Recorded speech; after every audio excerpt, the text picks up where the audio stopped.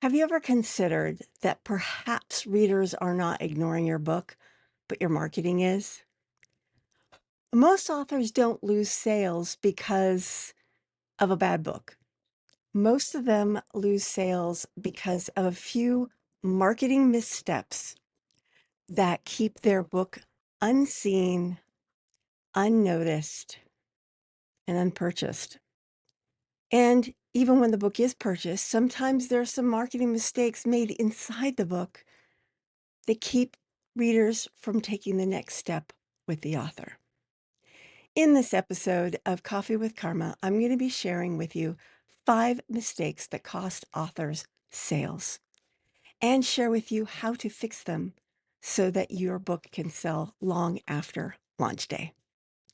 Hi, my name is Carma Spence, and I help executive coaches, business leaders, and consultants write, publish, and market client-attracting books to grow their business. If you are watching this video on YouTube, please like this video, subscribe to my channel, and ring the bell so that YouTube will push this video in front of more authors so that they can market their book better, or aspiring authors write their book better.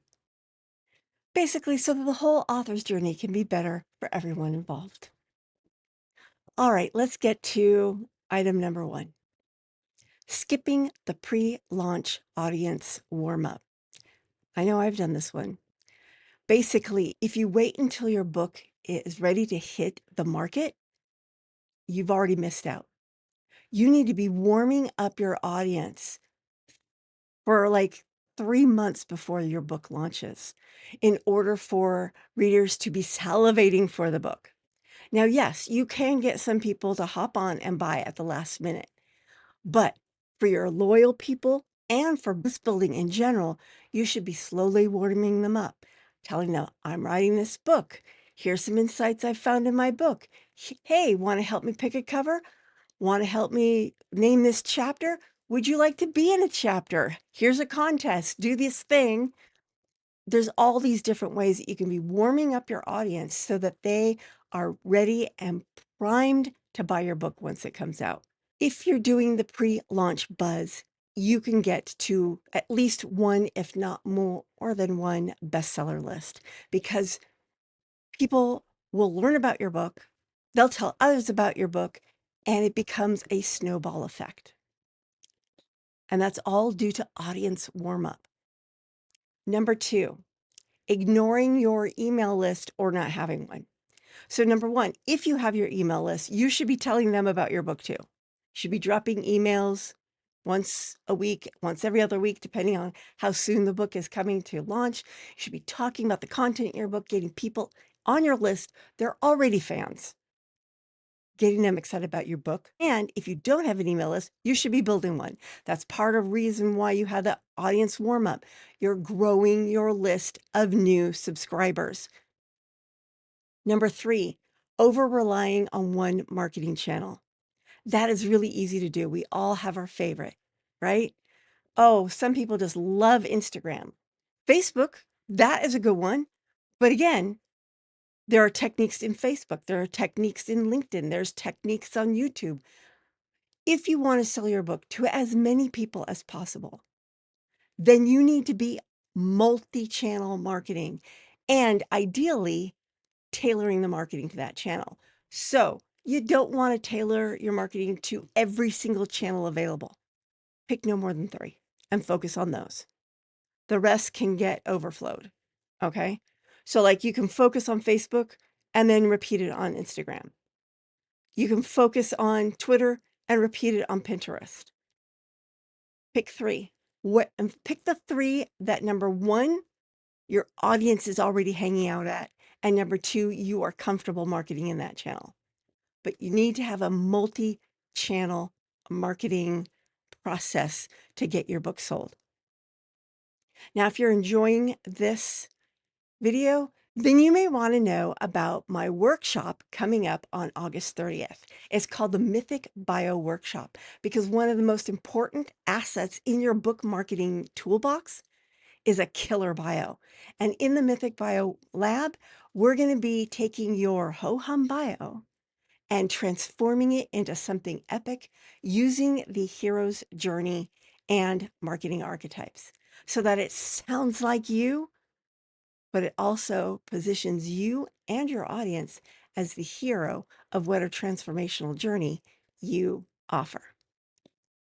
You can get that at karmaspence.com/mythic bio. Now on to number 4, forgetting to optimize your book's sales page. Now your book's going to have multiple sale pages. The main one is the one on Amazon, and your secondary one is the one on your website. Optimize your Amazon page for that book so that it not only convinces people who know you once they land on your page to buy that book, but also draws in new readers because it's optimized for the keywords they're searching on Amazon. The other one you want to optimize is the one on your website. This one should also be SEO optimized and AI optimized so that people are finding your book when they are searching for information on the topic your book covers. And finally, the information you give your publisher. Now, whether that's a traditional publisher or your self-publishing platform like Ingram Spark, Lulu, Kindle, make sure that the information that you give for the sales page there is also highly optimized. It can be the same across the board, but optimize your page. And I did do a author switch podcast episode on how to optimize your Amazon page. I will drop that in the show notes. And a link to the show notes will be below this video on YouTube. Number 5, selling without storytelling. Now, yes, you are going to do some ordinary sales, buy my book, buy my book. But what's really going to get more and more people not only buying, but sharing to others who will buy your book is the storytelling. And there are a couple of kinds of stories that you want to tell. One is your behind the scenes. How did you come to write this book?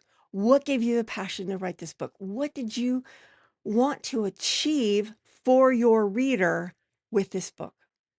And the other type of story is what kind of experience can your reader have when they read your book and follow your advice that you share in this book?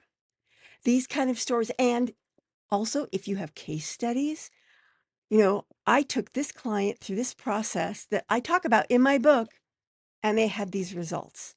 So potential readers will go, well, I want those results too. I better get her book. So there you go. 5 marketing mistakes that can be easily fixed with just a few tweaks. And honestly, none of these have to be baked into the book. The ones that are baked in the book, those need to happen once you start writing. And that's out of scope for this particular episode. Now, I will be back on Wednesday talking about the 5 best practices for book marketing success. I hope I will see you then. This is Carma Spence saying ciao for now.